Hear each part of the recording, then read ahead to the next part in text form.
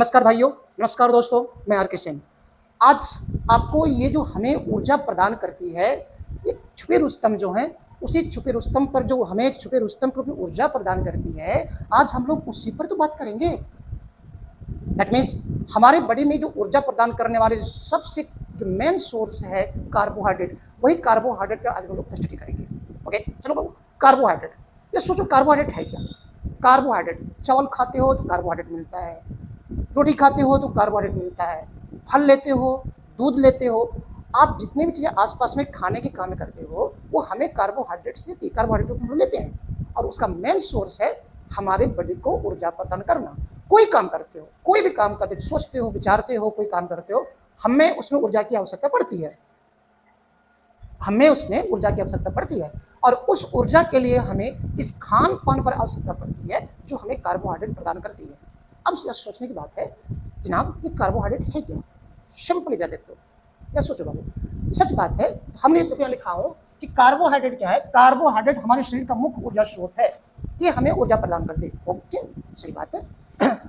लिखा हूं carbohydrates are the main source of energy for our body. हमारे body को जो ऊर्जा प्रदान करती है तो उसके लिए सबसे मेन सोर्स कौन? हमारा कार्बोहाइड्रेट है। देखो फिर लिखा हूं, ये शरीर को काम करने, चलने फिरने और सोचने के लिए ऊर्जा प्रदान करती है। कुछ भी काम कर लो उसके लिए हमें ऊर्जा चाहिए और उस ऊर्जा को देने के हमारे पास जो सिस्टम कौन है? कार्बोहाइड्रेट है। ओके, अच्छा, मैंने कुछ सोच लगा रखा हूं, जैसे एग्जांपल्स मैंने चावल खाया, रोटी खाया, फल खाया, दूध खाया, सब कार्बोहाइड्रेट का सोर्स है। देख लो, जैसे फल खाते हो, एप्पल खाते हो, उसके एक मीडियम एप्पल में 25 ग्राम कार्बोहाइड्रेट्स है।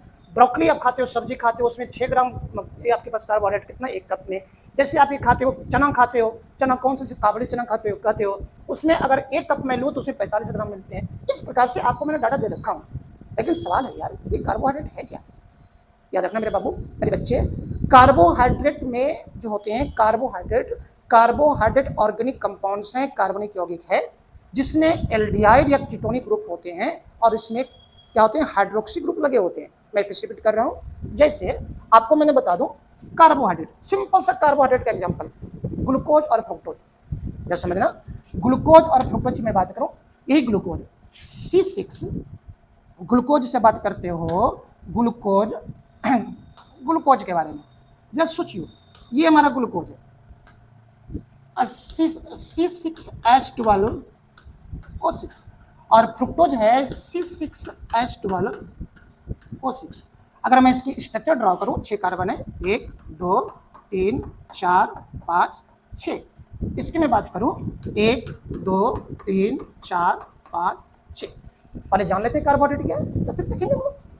जब हम ग्लूकोज की बात करूं तो ग्लूकोज में जो होता है बाबू, पहला जो कार्बन है, इस कार्बन पे एल्डिहाइड ग्रुप लगे होते हैं और फ्रुक्टोज जो है, फ्रुक्टोज में सेकेंड कार्बन पर कीटोनिक ग्रुप लगे होते हैं यहाँ पे, और बाकी जो कार्बन है उस कार्बन पर आपके पास जो होते हैं बाबू, होते हैं हाइड्रोक्सी ग्रुप लगे होते हैं। कौन सा ग्रुप होता है?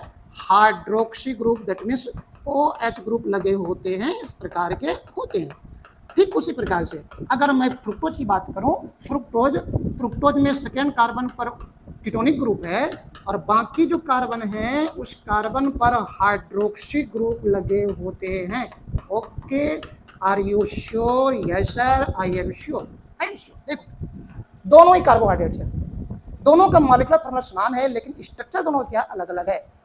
जितने भी कार्बोहाइड्रेट्स हैं उस कार्बोहाइड्रेट में या तो एल्डिहाइड ग्रुप होते हैं या तो कीटोनिक ग्रुप होते हैं। इसीलिए कार्बोहाइड्रेट का डेफिनेशन है, कार्बोहाइड्रेट्स आर एल्डिहाइड और कीटोन। कार्बोहाइड्रेट क्या होते हैं बाबू? या तो एल्डिहाइड होते हैं या कीटोन होते हैं, जिसके पास कम से कम एक, सॉरी, कार्बोहाइड्रेट्स आर एल्डिहाइड और ketone. Okay, carbohydrates aldehyde ketone होते हैं जिसके पास हाइड्रोक्सी ग्रुप जरूर लगे होंगे, हाइड्रोक्सी ग्रुप जरूर लगे होंगे। और ऐसे कार्बनिक यौगिक को, ऑर्गेनिक कंपाउंड को हम लोग क्या बोलेंगे? कार्बोहाइड्रेट्स के नाम से पुकारेंगे। फिर समझना, carbohydrates are polyhydroxy aldehyde ketone, carbohydrates are polyhydroxy aldehyde ketone having at least one chiral carbon atom. Chiral carbon atom की डिफिनेशन छोड़ दो, तो मैंने कहा कि कार्बोहाइड्रेट्स में कौन से ग्रुप होते हैं? एल्डिहाइड और कीटोनिक ग्रुप होते हैं और उसमें पॉलीहाइड्रोक्सी ग्रुप लगे होते हैं, जिसके आपका सिंपल सा एग्जांपल कौन है? ग्लूकोज और फ्रुक्टोज पड़ा हुआ है। ये हमारा ग्लूकोज है, ये हमारा ग्लूकोज है, ये ग्लूकोज है और ये हमारा क्या है बबुआ, फ्रुक्टोज है। ओके, सिंपली बनेगा। तो कार्बोहाइड्रेट्स क्या होते हैं? कार्बोहाइड्रेट्स हमारा ऑर्गेनिक कंपाउंड हुआ करते हैं जिसमें एल्डिहाइड और या कीटोनिक ग्रुप होंगे, दोनों में से कोई हो सकता है।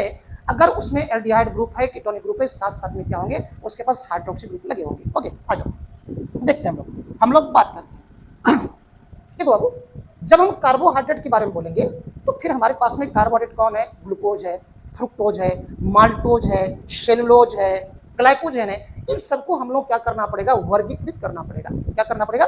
क्लासिफिकेशन करना पड़ेगा। उनमें से कोई कार्बोहाइड्रेट क्या है? मीठा, ये खाने में मीठा लगता है तो उसको शुगर बोलेंगे। कोई खाने में मीठा नहीं लगता है तो क्या बोलेंगे? शुगर नहीं बोलेंगे। उसी सब को लेकर आपके पास क्या किया हो, एक मैंने क्लासिफाई करके रखा हूँ। दैट मीन्स आपके पास लिखा हुआ है कार्बो क्लासिफिकेशन ऑफ कार्बोहाइड्रेट। 3 प्रकार से क्लासिफिकेशन करेंगे हम लोग। उसका साइज क्या है? दैट मीन्स मॉलिक्यूल का साइज क्या है? छोटा है, उससे बड़ा है, या सबसे बड़ा है? तो लिखा हूं on the basis of molecular size. अगर साइज छोटा है तो बोलेंगे मोनोसेक्राइड। क्या किसको बोलेंगे? बात करेंगे। अगर वो थोड़ा बड़ा है, दैट मीन्स 2 मोनोसेक्राइड से बना हुआ है, तो बोलेंगे डाइसेक्राइड। और अगर वो कई मोनोसेक्राइड से बना हुआ है तो उसको क्या बोलेंगे हम लोग? पॉलीसेक्राइड। दैट मीन्स छोटका वाला को मोनोसेक्राइड, उससे बड़का वाला जो 2 से बना हुआ है डाइसेक्राइड, और अनेक से बना तो क्या बोलेंगे? उसको हम लोग पॉलीसेक्राइड के श्रेणी में रखेंगे। ओके, ये तो हुआ क्या? कार्बोहाइड्रेट का क्लासिफिकेशन, किसके साइज पे? उसके on the basis of molecular size. अब इन्हीं कार्बोहाइड्रेट में से कोई मीठा है, कोई मीठा नहीं है। और मीठा तो क्या बोलेंगे उसको? शर्करा, दैट मीन्स शुगर। देखना बाबू, तो दूसरा क्लासिफिकेशन है बेस्ड ऑन टेस्ट, स्वाद के आधार पर। अगर वो खाने में मीठा लग गया उसे बोलेंगे हम लोग शुगर, शुगर बोले तो शर्करा। ओके बाबू, और अगर खाने में मीठा ना लगे तो उसको बोलेंगे हम लोग अशर्करा, दैट मीन्स नॉन शुगर। अब तीसरा क्लासिफिकेशन है reducing and non reducing sugar, that means अपचाई या अनअपचाई शर्करा के नाम से पुकारेंगे। तो आपके पास केमिस्ट्री में कॉन्सेप्ट होता है Tollens reagent and Fehling solution. अगर कार्बोहाइड्रेट को टॉलरेंस रीजन या फेलिंग सॉल्यूशन रिड्यूस कर दे, अपकृत कर दे, दैट मीन्स अपचयित कर दे, तो वैसे कार्बोहाइड्रेट को नाम देंगे हम लोग अपचयी शर्करा, और ना करे उसे नाम देंगे हम लोग अनअपचयी शर्करा। फिर सुनिए बाबू, ये कार्बोहाइड्रेट है कौन कौन? Monosaccharide, disaccharide, polysaccharide. इनमें जो मीठा लगेगा उसको बोलेंगे शुगर, जो मीठा ना लगेगा उसको बोलेंगे हम लोग नॉन शुगर, शर्करा और शर्करा। अब यही कार्बोहाइड्रेट में से अगर किसी को टॉलरेंस रीजन या फेलिंग सॉल्यूशन रिड्यूस कर देता हो, अपकृत कर देता हो, अपचयित कर देता हो, उसको नाम देंगे हम लोग रिड्यूसिंग शुगर। क्या नाम देंगे बाबू? Reducing sugar. ओके, और अगर ना करता हो तो उसको नाम देंगे हम लोग नॉन रिड्यूसिंग शुगर। ओके, यहाँ तक क्लियर हो? ओके, अब चलो नेक्स्ट पास पहुंचो। जब नेक्स्ट पास पहुंचते हैं तो आपके पास यहाँ पर सबसे पहले कार्बोहाइड्रेट मोनोसेक्राइड। देख लो बेटा, एक बार हम फिर से पीछे लौट रहा हूँ, ये पर देखो, एक बार हिस्ट्री सुन लो। जितने भी मोनोसेक्राइड हैं सारे के सारे स्वाद में मीठा होता है, तो हम इसे शर्करा के अंतर्गत रखेंगे। कौन कौन आएगा? एग्जाम्पल की बात है। साथ ही साथ जितने भी मोनोसेक्राइड है सभी को टॉलरेंस रीजन और फेलिंग सॉल्यूशन क्या करता है? अपकृत कर देता है, अपचयित कर देता है। इसलिए हम लोग मोनोसेक्राइड को शुगर तो बोलवे करेंगे, लेकिन कैसा बोलेंगे? अपचयी शर्करा बोलेंगे, रिड्यूसिंग शुगर के श्रेणी में रखेंगे। ओके, क्लियर हो गया? सेकंड चलो, जो डाइसेक्राइड है, जितने भी डाइसेक्राइड है ये भी सब मीठा होता है, मीठा होता है। इसी के अंदर चीनी वगैरह आता है बाबू। सभी डाइसेक्राइड मीठे होते हैं, इसलिए हम डाइसेक्राइड को शुगर भी बोलेंगे। ओके, लेकिन इनमें से जितने भी डाइसेक्राइड है लगभग में सारे के सारे डाइसेक्राइड वो फेलिंग सॉल्यूशन या फिर बोलेंगे फेलिंग सॉल्यूशन बोलो या टॉलरेंस रीजन बोलो, उसे क्या करता है? रिड्यूस कर देता है। इसलिए हम लोग डाइसेक्राइड को भी क्या बोलेंगे? रिड्यूसिंग शुगर के श्रेणी में रखेंगे, अपचयी शर्करा के श्रेणी में रखेंगे। लेकिन एक एक्सेप्शन है। कौन बाबू? डाइसेक्राइड में एक एक्सेप्शन आता है, जिसको कहते हैं सुक्रोज, चीनी। चीनी एक ऐसा डाइसेक्राइड है, मीठा तो है लेकिन वो ये रिड्यूसिंग शुगर के श्रेणी में नहीं आता है। क्या आता है? वो नॉन रिड्यूसिंग शुगर के श्रेणी में आता है, बोले तो अनअपचयी शर्करा के श्रेणी में आता है। ओके, अब आ जाओ पॉलीसेक्राइड, जो अनेक मोनोसेक्राइड से बना हुआ है। जितने भी पॉलीसेक्राइड हैं उनमें से कोई मीठा नहीं होता, इसलिए इसको हम बोलेंगे नॉन शुगर के श्रेणी में रखेंगे। इसको हम लोग क्या बोलेंगे? नॉन शुगर के श्रेणी में रखेंगे। इसी में आता है सेलुलोज, इसी में आता है स्टार्च, इसी में आता है ग्लाइकोजन। साथ ही साथ जितने पॉलीसेक्राइड हैं ये कोई भी आपके टॉलरेंस रीजन के फेलिंग सॉल्यूशन को अपचयित नहीं करता है, रिड्यूस नहीं करता है। इसलिए हम बोलेंगे जितने भी पॉलीसेक्राइड हैं सब किस प्रकार के हैं? अनअपचयी शर्करा के श्रेणी में आएगा। अब यही सब चीजों को हमने क्या किया? थ्योरी में आपको डाल रखा हूं। आ जाओ थ्योरी में देखो, सबसे पहले कहाँ बाबू, मोनोसेक्राइड में, तब कहाँ डाइसेक्राइड में, तब कहाँ पॉलीसेक्राइड में। आ जाओ देखते हैं मोनोसेक्राइड में। हम मोनोसेक्राइड की बात करेंगे। This is monosaccharide. सबसे सरल जितने भी कार्बोहाइड्रेट हैं उन सभी कार्बोहाइड्रेट में सबसे सिंपल कार्बोहाइड्रेट यही होता है, सबसे छोटा यूनिट से ही बना होता है। क्यों? क्योंकि ये जल में अपघटित होकर कोई दूसरा मोनोसेक्राइड, दूसरा कोई कंपाउंड नहीं बनाएगा। दैट मीन्स इसका जल अपघटन नहीं होता। बस सिंपली समझ लो, जैसे डाइसेक्राइड है, डाइसेक्राइड को पानी में डालूं तो 2 मोनोसेक्राइड बनाएगा, लेकिन मोनोसेक्राइड सबसे छोटा यूनिट है, इसका फिर से जल अपघटन नहीं हो सकता। ओके, देख लो मैं लिखा हूं मोनोसेक्राइड में कि मोनोसेक्राइड कार्बोहाइड्रेट की सबसे छोटी एवं सरल इकाई होती है, जिसे जल अपघटन हाइड्रोलाइसिस द्वारा और छोटे कार्बोहाइड्रेट में नहीं तोड़ा जा सकता है, और छोटे कार्बोहाइड्रेट में नहीं तोड़ा जा सकता है। ओके, नहीं तोड़ा जा सकता है क्योंकि सबसे छोटा यूनिट है। फिर देखो बाबू, ये लिखा हो इंपॉर्टेंट पॉइंट्स किसके रिस्पेक्ट में, मोनोसेक्राइड के रिस्पेक्ट में महत्वपूर्ण तथ्य। यह कार्बोहाइड्रेट की सबसे छोटी इकाई क्लियर है। Monosaccharides are smallest unit of any carbohydrate. Carbohydrate की सबसे छोटी इकाई है, it is the smallest unit of carbohydrate. ये सबसे छोटी इकाई होती है, स्मॉलेस्ट यूनिट होती है। क्यों? ये इसका जल अपघटन संभव नहीं है। All monosaccharides are reducing sugar. Okay बाबू, अभी मैंने पहले बताया था जितने भी मोनोसेक्राइड है सब मीठा है, तो शुगर तो है, लेकिन साथ साथ ये क्या करता है, फेलिंग सॉल्यूशन और टॉलरेंस एजेंट को क्या करता है, अपकृत कर देता है। टॉलरेंस एजेंट और फेलिंग सॉल्यूशन इसे अपकृत कर देती है, रिड्यूस कर देती है। इसलिए हम लोग इसे कहेंगे आप क्या हो, रिड्यूसिंग शुगर के श्रेणी में आओगे। याद रखना बाबू, सभी मोनोसेक्राइड शुगर है, लेकिन कैसा है, रिड्यूसिंग शुगर के श्रेणी में आता है। अब इसमें कौन कौन से एग्जांपल्स आएंगे, एग्जांपल्स को देख लेते हैं। इसके पहले मैंने क्या कहा था, जितने भी कार्बोहाइड्रेट्स हैं सभी में क्या होता है, या तो एल्डिहाइड ग्रुप होता है या तो कीटोनिक ग्रुप होता है। तो याद रखना बाबू, अगर उस कार्बोहाइड्रेट में एल्डिहाइड ग्रुप है तो बोलेंगे एल्डोज शुगर, और अगर उसमें कीटोनिक ग्रुप है तो बोलेंगे कीटोज शुगर, जो कि आपको यहाँ पर देखने के लिए मिलेगा। देख लो, this is okay examples of monosaccharide. Monosaccharide के उदाहरण, कई उदाहरण होंगे। मोनोसेक्राइड जो होते हैं बाबू, बस यूं कह दो, कार्बोहाइड्रेट में कार्बन के नंबर कम से कम 3 और अधिक से अधिक 7 होते हैं। कम से कम 3 और अधिक से कितने होते हैं, 7 होते हैं। लेकिन जो मोस्ट कॉमन है उस वो जो होते हैं 6 कार्बन वाला ही हम लोग कार्बोहाइड्रेट पे काम करते हैं। ओके, देखो तो समझना, आपके पास लिखा हुआ है कि एग्जाम्पल्स ऑफ मोनोसेक्राइड, मोनोसेक्राइड के एग्जाम्पल इधर लिखा हूं एल्डोज शुगर एंड इधर लिखा हूं कीटोज शुगर। शुगर मैंने भी कहा था, कार्बोहाइड्रेट्स खास करके मोनोसेक्राइड सब मीठा है, शुगर है। जितने भी कार्बोहाइड्रेट है सब में या तो एल्डिहाइड ग्रुप होगा या तो कीटोनिक ग्रुप होगा। अगर एल्डिहाइड ग्रुप है तो उसको नाम देंगे एल्डोज शुगर, और अगर कीटोनिक ग्रुप है तो नाम देंगे उसमें कीटोज शुगर। लिखा हूं aldose sugar contains an aldehyde group, and aldose sugar में कौन सा एल्डिहाइड समूह मिलता है। और एल्डिहाइड समूह कैसे होते हैं बाबू, एल्डिहाइड समूह यही हमारा एल्डिहाइड समूह है। This is aldehyde group. Okay, जो कि आपको यहाँ लिख रखा हूं। और जितने भी आपके पास कीटोनिक समूह है, ये कीटोज शुगर में आपको कीटोनिक ग्रुप मिलेगा। कैसा मिलेगा, कीटोनिक ग्रुप मिलेगा। ओके, अब आ जाओ, अगर कीटोनिक अगर एल्डिहाइड ग्रुप उसको नाम देंगे एल्डोज शुगर, और कीटोनिक ग्रुप उसमें को नाम देंगे कीटोज शुगर। और उसी के अंतर्गत कौन है जिसमें एल्डिहाइड ग्रुप आएगा, उसमें कौन आएगा हमारा, जैसे पेंटोज शुगर, जैसे हेक्सोज शुगर। अब सवाल है सर क्या इससे कम भी होता है क्या? बिल्कुल सर, ध्यान सुनेंगे। शुगर C6H12O6 ये हमारा शुगर है, या तो ग्लूकोज है या फ्रुक्टोज है। अगर इसमें एल्डिहाइड ग्रुप है तो वो हमारा फ्रुक्टोज है, अगर इसमें सिर्फ ग्लूकोज है, और अगर इसमें कीटोनिक ग्रुप है तो क्या हमारे पास फ्रुक्टोज है। ये शुगर है। अब कितने कार्बन है बाबू, 6 कार्बन है, तो 6 कार्बन वाला शुगर को नाम देंगे हम लोग हेक्सोज शुगर। अगर इसमें 5 कार्बन होता तो क्या बनता, C5। देखो 6 दूना 12 6, अगर 5 कार्बन का होता 5 दूना 10 और 10 फिर क्या कहते हैं 5 होते। अगर 4 कार्बन का शुगर होता तो 4 होता, 2 बार है ना, 4 दूना 8, और ये क्या होता है बाबू हमारे पास, ये 4 होता। अगर 3 कार्बन का होता तो क्या बोलते हैं, C3H, कितना वो 3 दूना 6 नहीं, और O3 होता। ओके, इस प्रकार से जो कार्बोहाइड्रेट्स होते हैं, कार्बोहाइड्रेट कम से कम 3 कार्बन होंगे और अधिक से अधिक कितने होते हैं, 7 कार्बन होते हैं। लेकिन मुख्यतः जो होते हैं देखो तो समान रूप से होते हैं, समान रूप से 6 कार्बन वाला होता है इसे बोलेंगे हेक्सो शुगर, और 5 कार्बन वाला होगा तो नाम देंगे पेंटो शुगर, और 4 कार्बन वाला होगा तो नाम देंगे टेट्रोज शुगर, और 3 कार्बन वाला होगा तो नाम देंगे ट्रायोज शुगर। लेकिन हम लोग यहाँ पर मेनली बात करेंगे हेक्सो शुगर क्योंकि सबसे मोस्ट कॉमन है, और पेंटो शुगर भी थोड़ा सा देख लेंगे। अब आ जाओ, अब आपको क्लियर हो जाएगा।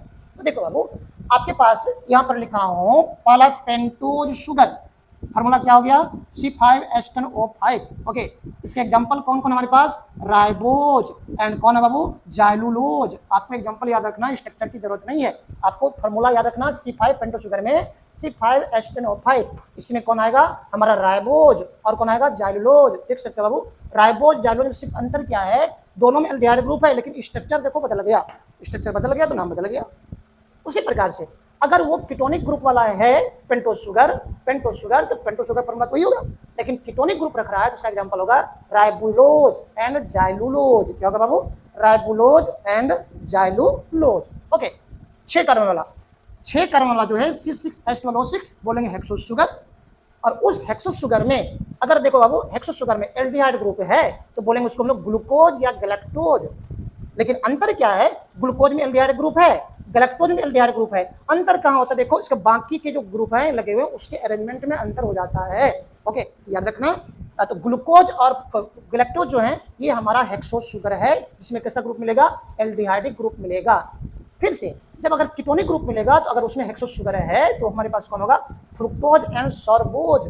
पर बाबू फ्रुक्टोज एंड सॉर्बोज, सॉर्बोज हमारे पास ज्यादा मोस्ट कॉमन नहीं है, आप याद रखना कौन, एक रखना ग्लूकोज, गैलेक्टोज, फ्रुक्टोज। ग्लूकोज हमारा हेक्सो शुगर है जिसमें कौन सा ग्रुप मिलेगा, कीटोनिक ग्रुप मिलेगा, और सॉर्बोज भी हमारा हेक्सो शुगर है लेकिन कौन सा ग्रुप मिलेगा, कीटोनिक ग्रुप मिलेगा। उसी प्रकार से हेक्सो शुगर में ग्लूकोज भी है, गैलेक्टोज भी है, फ्रुक्टोज भी है, सॉर्बोलोज भी है, लेकिन ग्लूकोज और गैलेक्टोज में ऐसा हमारा हेक्सो शुगर है 6 कार्बन वाला, जिसमें क्या मिलेंगे, एल्डिहाइड ग्रुप मिलेगा। और फ्रुक्टोज और सॉर्बोज ऐसा हमारे पास ये हेक्सो शुगर है जिसमें क्या मिलेंगे बाबू, हमारे पास कीटोनिक ग्रुप मिलेगा।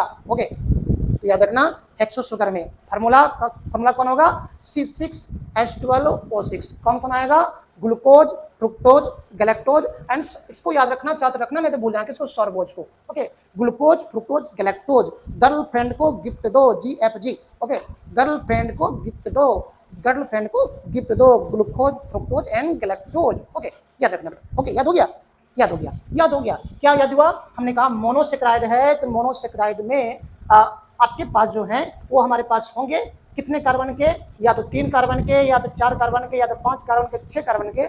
तो आप खुद बना सकते हो फार्मूला। 6 में क्या था, 6 × 12 और 6, 5 का होगा तो 5 × 10 5, 4 का होगा तो 4 4 × 8 और 4, और 3 का होगा तो C3H6O3। देखो यहाँ से क्वेश्चन बना, कौन से मोनोसेक्राइड पॉसिबल नहीं है, 3 कार्बन से कम वाला मोनोसेक्राइड पॉसिबल नहीं होगा, और मैक्सिमम 7 कार्बन वाला होता है, 6 से 7 भी होता है, 8 भी होता है, लेकिन याद रखना 3 से कम कार्बन का मोनोसेक्राइड पॉसिबल नहीं होता है। क्लियर हो गया। अच्छा, मैं फिर से रिपीट कर दूं तो मोनोसेक्राइड में खास करके इसको बाबू, पेंटोज शुगर में ribose and xylulose, ribose and xylose pentose sugar है जिसमें कैसा मिलेगा, एल्डिहाइड ग्रुप मिलेगा।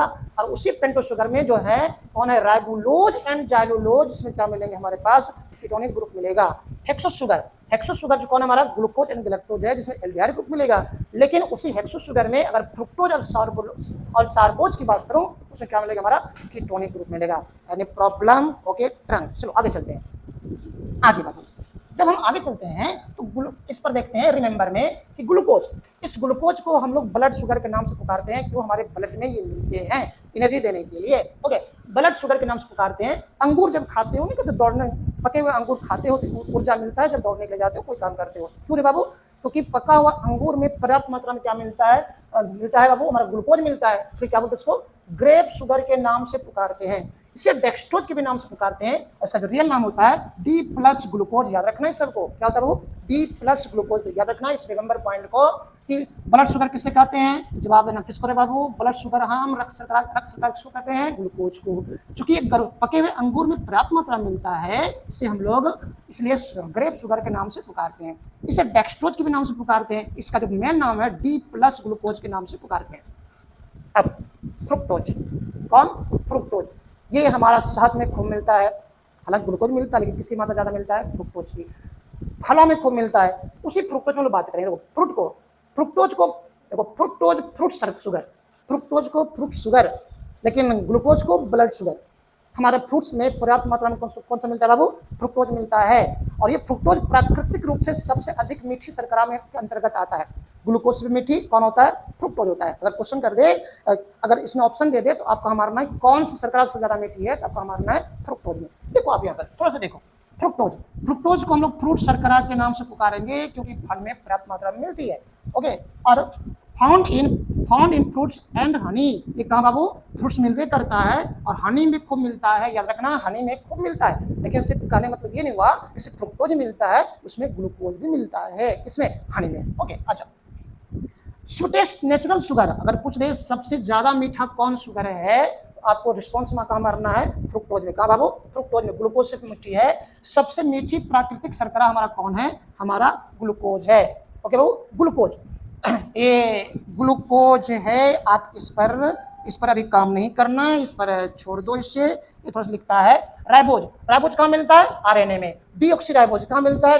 डीएनए में। डीएनए डीऑक्सीराइबोज से बना होता है, और राइबोज कहाँ मिलेगा? आरएनए में मिलता है। आप आ जाओ नेक्स्ट की बात करो। देखो क्विक रिवीजन कर लो जो हम लोग पढ़े।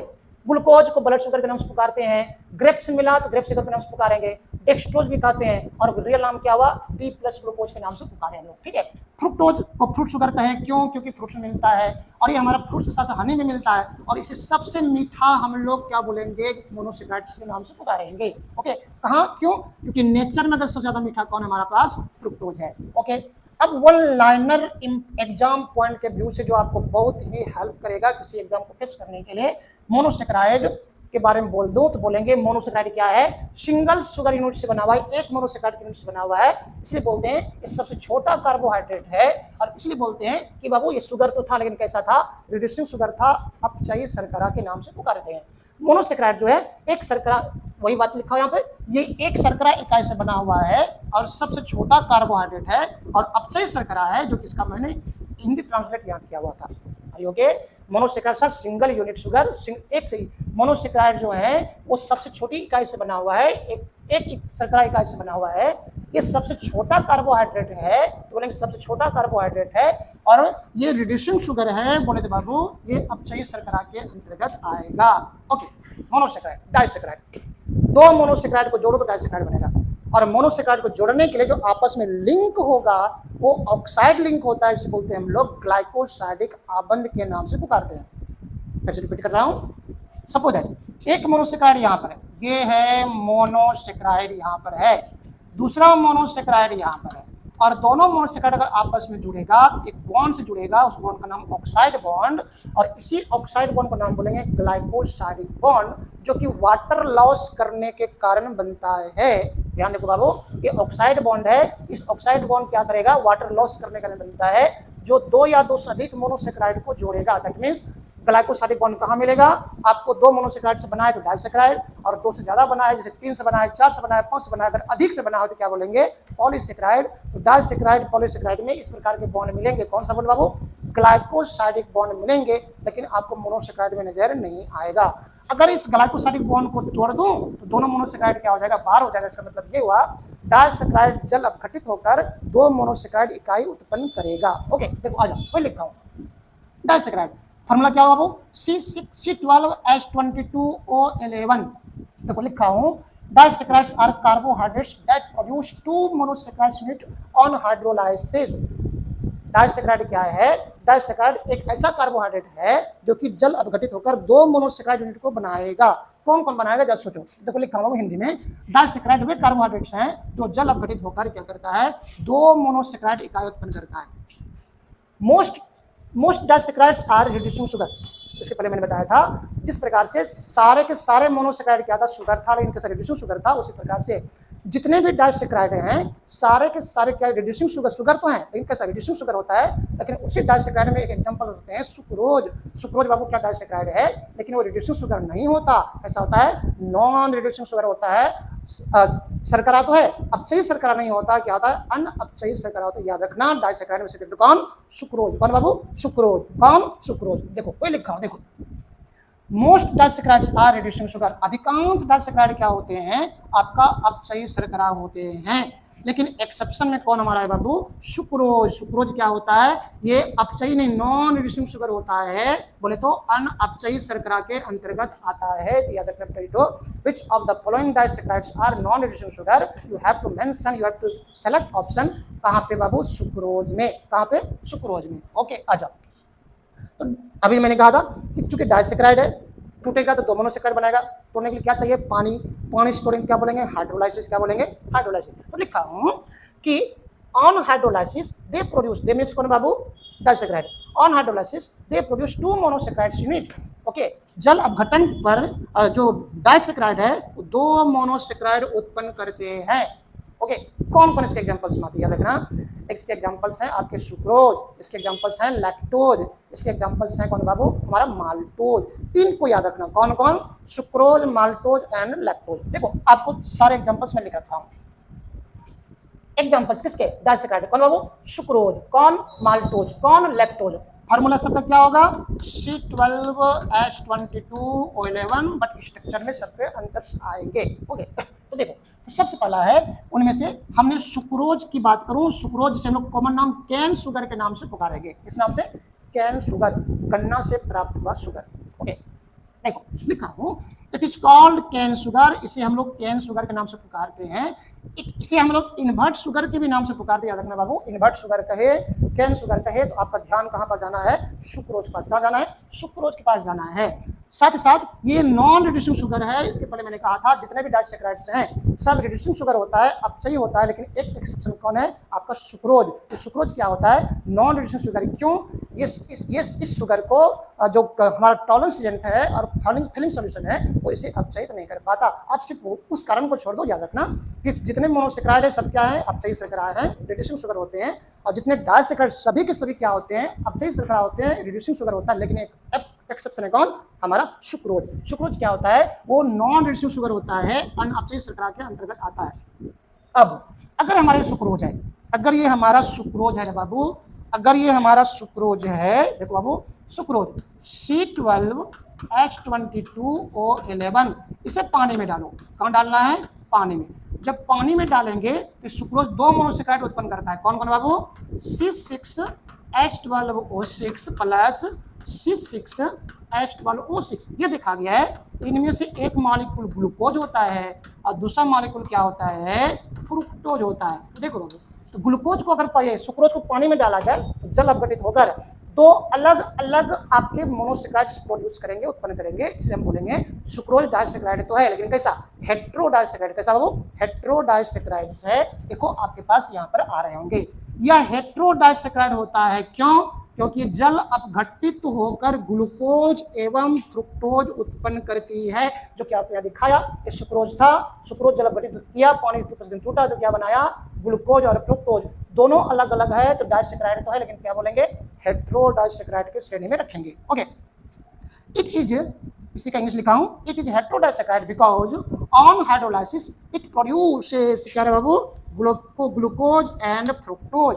ओके, याद हो गया, ग्लूकोज, सुक्रोज, सुक्रोज का जल अपघटन किए हमको क्या मिला, ग्लूकोज और फ्रुक्टोज मिला, इसलिए क्या कहते हैं इसको हम लोग हेटेरोडाइसैकराइड बोलेंगे। इसी प्रकार से अगला नेक्स्ट एग्जांपल है डाइसैकराइड का, क्या रे बाबू, अगला एग्जांपल है माल्टोज, जिसे हम लोग माल्ट शुगर के नाम से पुकारेंगे। Formula C12H22O11। समझिए, अगर ये माल्टोज है, अगर ये माल्टोज है C12H22O11, इसे अगर वाटर में डाला जाए तो टूटेगा और टूट कर दोनों मॉलिक्यूल ग्लूकोज ही बनाती है। क्या बनाते हैं बाबू, 2 मॉलिक्यूल C6H12O6 ये देखा गया है, दोनों जो मॉलिक्यूल बनाता है वो ग्लूकोज ही होता है। चूंकि इस माल्टोज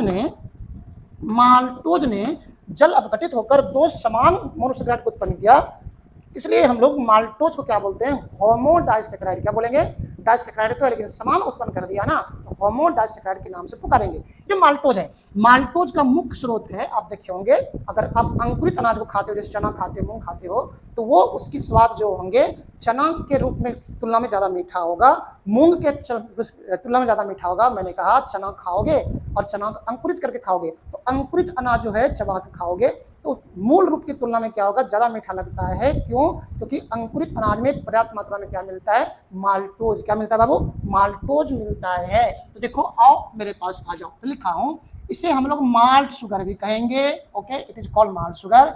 यह होमोडाइसैकेराइड होता है। क्यों? क्योंकि जल अपघटित होकर क्या करता है, 2 यूनिट्स ग्लूकोज प्रोड्यूस करता है, जो कि बेटा आपको मैंने यहाँ पे दिखाया। ओके बबुआ, मुनमुनमा, it is a homodisaccharide because on hydrolysis produce 2 units of glucose.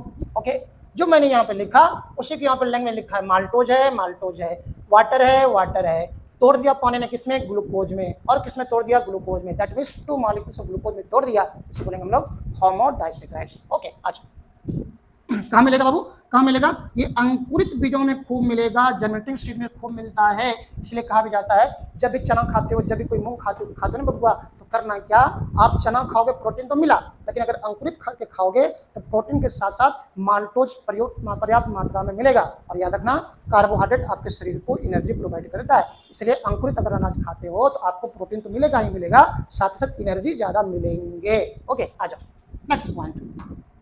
Next चलते हैं हम लोग, लैक्टोज। लैक्टोज ये दूध में खूब मिलता है। लैक्टोज दूध में खूब, दूध मीठा लगता है due to presence of lactose. इस लैक्टोज को हम लोग मिल्क शुगर, दुग्ध शर्करा के नाम से पुकारेंगे। क्या पुकारेंगे? दुग्ध शर्करा। याद रखना, सुक्रोज को हमारा था क्या बाबू, कैन शुगर के नाम से पुकारे, माल्टोज को माल्ट शुगर के नाम से पुकारे, और लैक्टोज को मिल्क शुगर के नाम से पुकारेंगे। क्यों? दूध में पर्याप्त मात्रा मिलता है, उसको हम क्या बोलेंगे, मिल्क शुगर या दुग्ध शर्करा के नाम से पुकारेंगे। ओके, आ जाओ, माल्टोज सॉरी लैक्टोज चूंकि डाइसैकेराइड है तो फार्मूला बबुआ C12H22O11। जब ये जल अपघटित होगा, वाटर के प्रेजेंस में ब्रेक डाउन करेंगे, ये देखा गया है। जो आपका कौन है, लैक्टोज। लैक्टोज जो है वाटर जल अपघटित होकर ये भी 2 मोनोसैकेराइड बनाएगा। क्यों?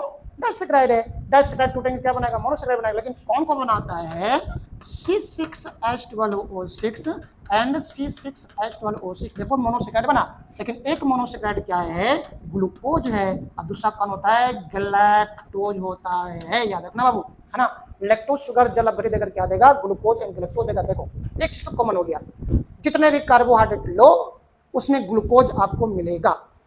चाहे आप शुगर खाओ तो भी ग्लूकोज है, चाहे आप अंकुरित अनाज खाओ तो भी देखो ग्लूकोज आएगा, चाहे आप दूध लो, नहीं दूध लो लैक्टोज है ना बाबू उसमें, तो भी आपको ग्लूकोज मिलेगा। ग्लूकोज सारे कार्बोहाइड्रेट्स में पड़े हुए हैं, अंतर ये कि कम और बेशी, कम और बेशी। ओके बाबू, देखो वही लिखा हूँ लैक्टोज में। लैक्टोज में इसे हम लोग मिल्क शुगर कहते हैं, दुग्ध शर्करा। दुग्ध मिल्क मतलब रे बाबा दशों का गधो संयुक्त, दुग्ध शर्करा, शौक और शर्करा के नाम से पुकारेंगे किसको बाबू, मिल्क शुगर को।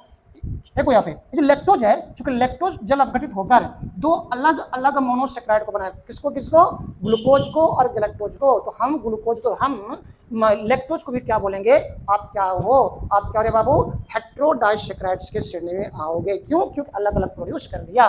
देखो मैंने लिखा हूं यह हेट्रोडाइसैकेराइड होता है। क्यों? क्योंकि जल अपघटित होकर ग्लूकोज एवं गैलेक्टोज उत्पन्न करती है। इन्हें लिखा हुआ है इंग्लिश में, it is heterodisaccharide because on hydrolysis it produces glucose and galactose. अरे ओके, आ जाओ नेक्स्ट है वही जो मैंने यहाँ लिखा हूँ, लैक्टोज है, लैक्टोज है। ओके, पानी में जल अपघटित हुआ, क्या बनाया रे बाबू, ग्लूकोज बनाया, और क्या बनाया, गैलेक्टोज बनाया। ओके, या दूध एवं दूध उत्पादों में वही हुआ, दूध है या दूध के उत्पाद, जैसे कौन पनीर वगैरह से मिल गया ना बाबू, दूध के उत्पादक, दूध से जो जो चीज बना, तो ये लिखा हूँ, यह दूध एवं दुग्ध उत्पादों में पाई जाती है। It is found in milk and milk product, milk से बनने वाली जितने भी चीजें हैं।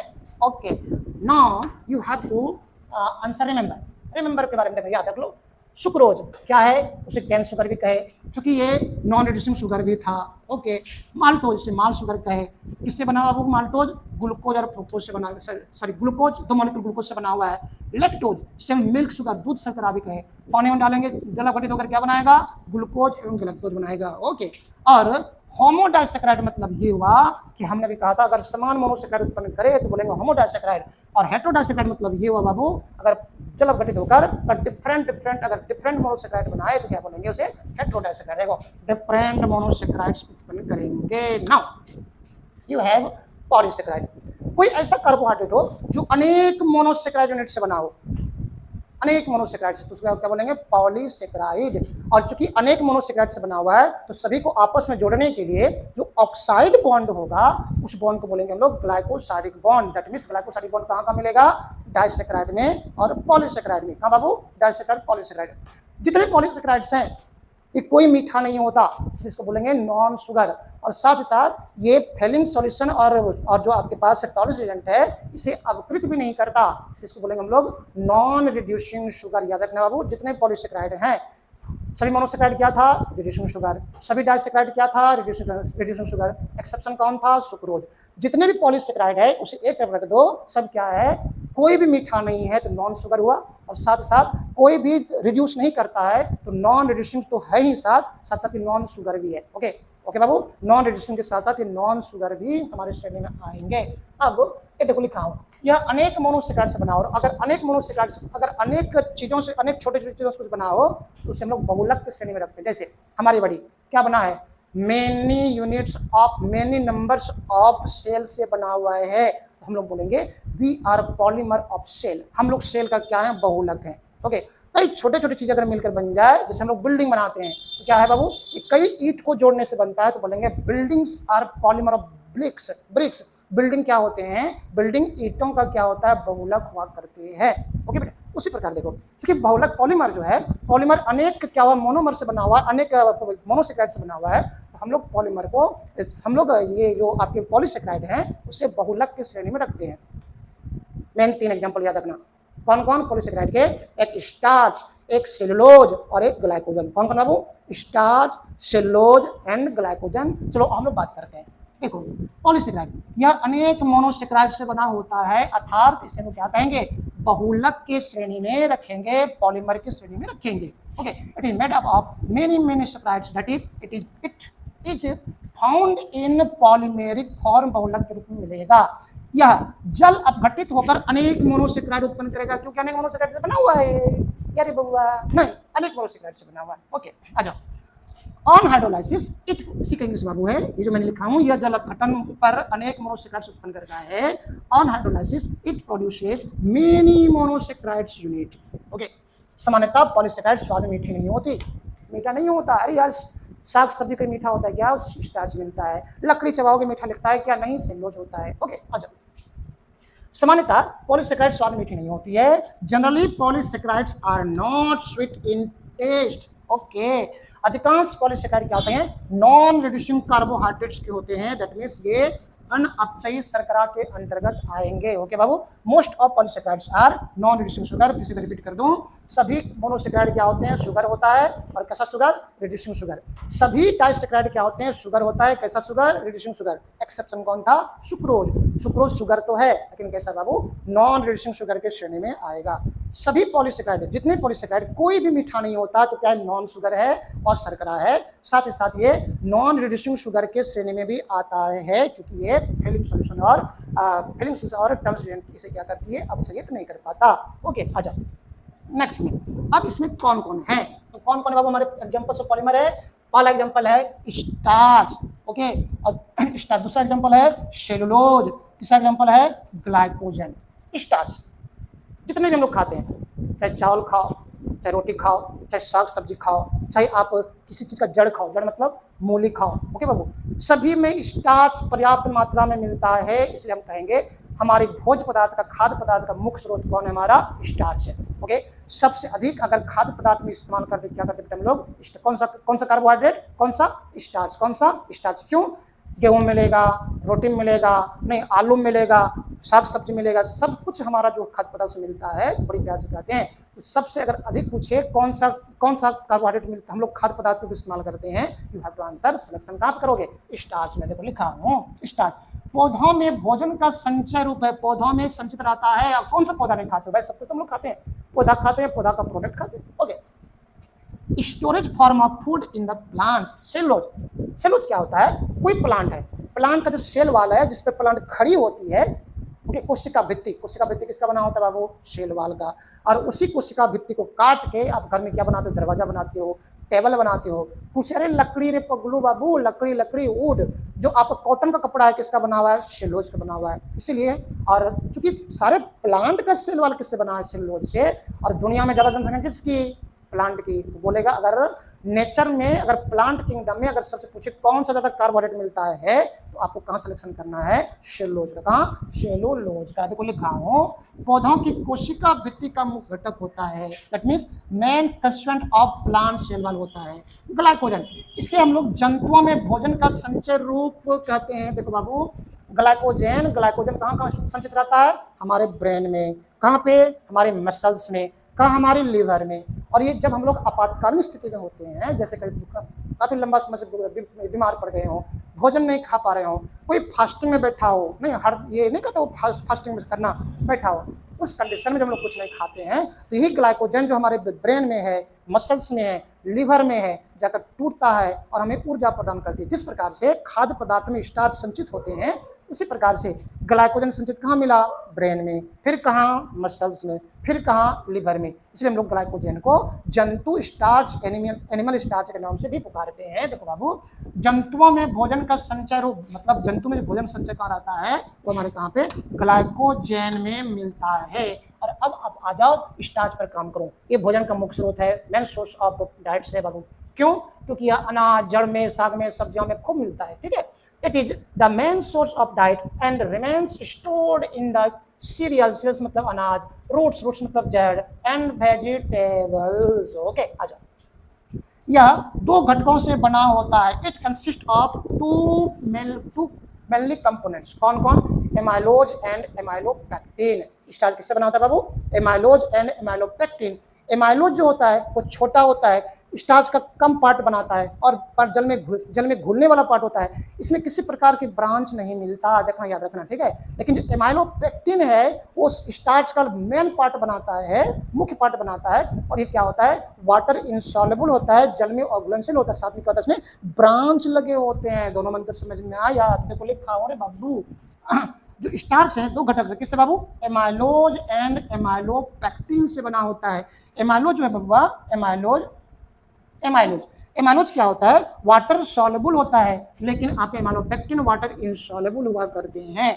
इसमें किसी प्रकार की ब्रांच नहीं होता है, that means straight chain polymer होते हैं। और ये क्या होते हैं? ब्रांच चेन पॉलीमर होते हैं। ये चूंकि एमाइलोपेक्टिन स्टार्च का मुख्य भाग बनाता है, देखो 80 से 85% भाग को बनाता है, और लेकिन आपका जो आपके एमाइलोज है बाबू, मात्र 15 से 20% भाग बनाता है। देखो यहाँ से क्वेश्चन निकला, क्या निकला? अगर पूछे बताइए स्टार्च का मुख्य घटक कौन है? एमाइलोज, एमाइलोपेक्टिन, तो बोलेंगे एमाइलोपेक्टिन। कौन सा बाबू? एमाइलोपेक्टिन। कौन सा? एमाइलोपेक्टिन के नाम से पुकारेंगे। ओके, आ जाओ। सेलुलोज, एक बार मैंने भी बताया था, प्लांट का सेल वाल किससे बना है? सेलुलोज से। देखो लिखा हूं, सेलुलोज प्लांट सेल वाल का मुख्य घटक होता है, कोशिका भित्ति का मुख्य घटक हुआ करता है। Cellulose forms the cell wall of plants. Okay, पादप जगत मतलब एनिमल, प्लांट किंगडम, दो किंगडम है, animal kingdom and plant kingdom. Animal kingdom में एनिमल्स आते हैं, प्लांट किंगडम में प्लांट्स आते हैं। ओके, तो लिखा बाबू, देखो पादप जगत, प्लांट किंगडम में सेलुलोज सबसे अधिक पाए जाने वाले ऑर्गेनिक सब्सटेंस है। जितने भी कार्बोहाइड्रेट सब क्या ऑर्गेनिक सब्सटेंस है। और चूंकि पेड़ पौधों की जनसंख्या हमारी एनिमल से ज्यादा है, और जितने भी पेड़ पौधा है सबका सेल वाल किससे बना है? किससे बाबू? सेल वाल से। इसलिए हमने कहा, इसलिए कहा गया कि पादप जगत में, प्लांट किंगडम में सबसे ज्यादा कौन सा कार्बोहाइड्रेट मिलता है बाबू? तो बोलेंगे कौन सा? Cellulose. Cellulose is the most abundant organic substance in the plant kingdom, in the plant kingdom. Okay, या फिर क्या लिखा हूं? यह पौधों को दृढ़ता एवं संरचनात्मक समर्थन प्रदान करती है। ऑटोमेटिक है, अगर प्लांट का सेल वाल नहीं मजबूत होता, प्लांट खड़ा कैसे होता? तो खड़ा होने के लिए मजबूती चाहिए। सेल वाल बना है, सेल वाल इसी के तो बना हुआ है। सेल वाल क्या होता है? कठोर होता है, और इसी का इस्तेमाल करते हो किस रूप में? लकड़ी के रूप में। कौन सा लकड़ी? चाहे टेबल बनाओ, कुर्सी बनाओ, जो बनाते हो। देखो लिखा गया है, यह पौधों को दृढ़ता एवं संरचनात्मक समर्थन प्रदान करता है। It provides rigidity and structural support to the plants. Okay okay, अच्छा अब next is glycogen. Glycogen, glycogen की संरचना, ग्लाइकोजन की संरचना जो होती है वो एमाइलोपेक्टिन की तरह होती है। अरे ओके, जिस प्रकार से स्टार्च स्टार्च क्या होते हैं बाबू, खाद्य पदार्थ में संचित होते हैं, उसी प्रकार से हमारे जो मसल्स हैं, ब्रेन है, लिवर है, यहाँ पर ग्लाइकोजन संचित होता है। और ये हमें इमरजेंसी पीरियड में जब कोई दुर्घटना हो जाए, कोई उपवास बैठा हो, कोई बीमार पड़ जाए, तो वहां पर क्या करता है, ये ग्लाइकोजन टूटकर हमें ऊर्जा प्रदान करती है। इसलिए ग्लाइकोजन को क्या बोलते हैं, एनिमल स्टार्च के नाम से पुकारते हैं। ठीक है, कहाँ संचित रहेगा, लिवर में, कहाँ, ब्रेन में, कहाँ, लिवर में, मसल्स, लिवर एंड ब्रेन, ये तीनों को याद रखना। ठीक है, लिखा बाबू। इसकी संरचना एमाइलोपेक्टिन के समान होती है, परंतु इसमें शाखाएं अधिक होती है। लेकिन अरे एमाइलोपेक्टिन का तो है ना जी, its structure resembles amylopectin, but it more highly branched। क्या वो हाईली ब्रांच्ड है, ब्रांच छोड़ देना, बस रखना। एमाइलोपेक्टिन का संरचना है, स्टोर कहाँ रहेगा, हम लोगों के कहाँ पे, लिवर में, मसल्स में एंड ब्रेन में। ओके, लिखा हूं, यह मुख्यतः लिवर, मसल्स एवं ब्रेन में संचित रहता है।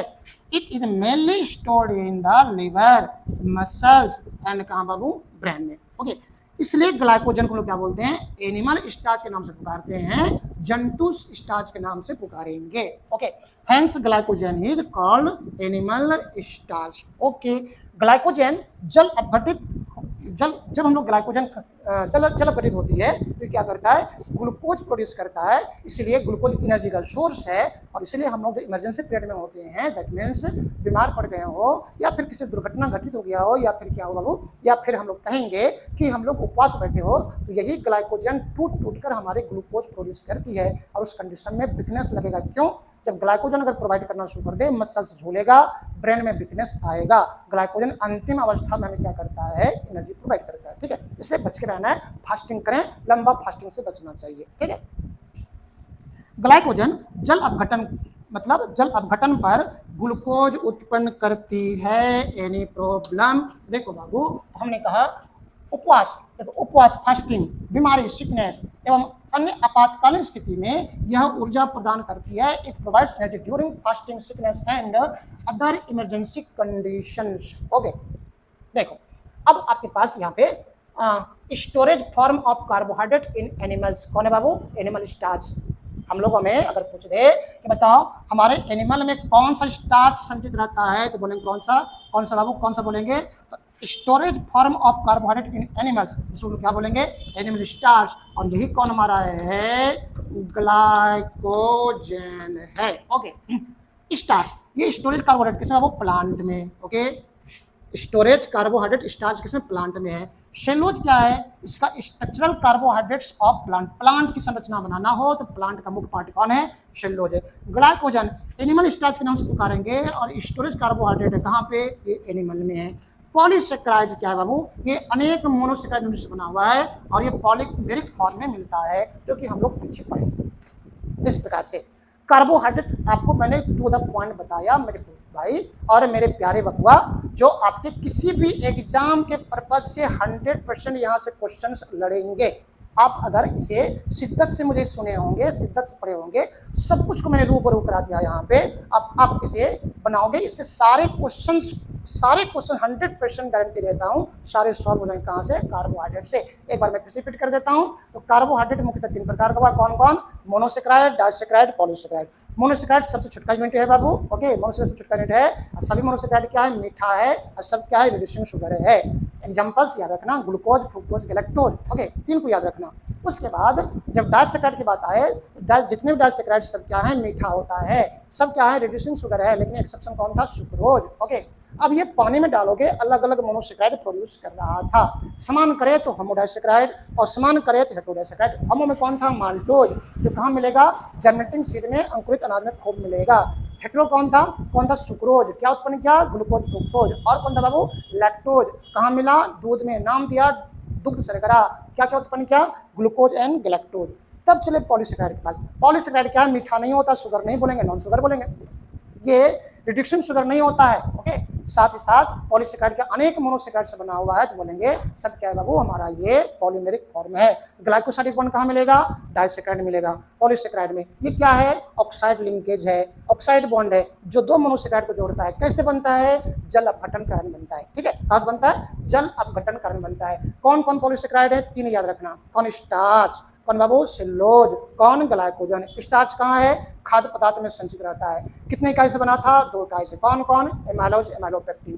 दोनों में अंतर क्या है? एमाइलोज जब जल में घुलनशील है, एमाइलोपेक्टिन जल में घुलनशील नहीं होता है। एमाइलोज क्या है? स्ट्रेट चेन होता है, लेकिन एमाइलोपेक्टिन का ब्रांच चेन होता है। ओके, जब हम लोग ग्लाइकोजन में घुसे तो ग्लाइकोजन की संरचना जो है वो जिस प्रकार से स्टार्च संचित रहता है कहाँ पे? खाद्य पदार्थ में, उसी प्रकार से ग्लाइकोजन कहाँ संचित रहता है? ब्रेन में, याद रखना, मसल्स। और कहाँ पे? मसल्स और लिवर में। और इसकी संरचना जो है मिलता है किससे? एमाइलोपेक्टिन से। इसलिए इसको लोग क्या कहते हैं? ग्लाइकोजन को जंतु स्टार्च, एनिमल स्टार्च कहते हैं। और ये हमें इमरजेंसी पीरियड में क्या करता है बाबू? एनर्जी प्रोवाइड करता है। ओके, चलो, any problem? No any problem, कोई प्रॉब्लम नहीं आया होगा। अब जितना हम लोगों ने थ्योरी किया, आपको हम फिर नेक्स्ट क्लास में इससे रिलेटेड सारे ऑब्जेक्टिव को दूंगा, उन सारे ऑब्जेक्टिव को दूंगा जो आपके पूरी तरह से हाई प्रोफाइल क्वेश्चंस के रूप में आएगा। और सारे क्वेश्चंस आपके बनेंगे बनेंगे बनेंगे, 100% नहीं, 1000% गारंटी देता हूँ। चलो फिर से मिलता हूँ नेक्स्ट वीडियो के साथ। Okay, bye bye.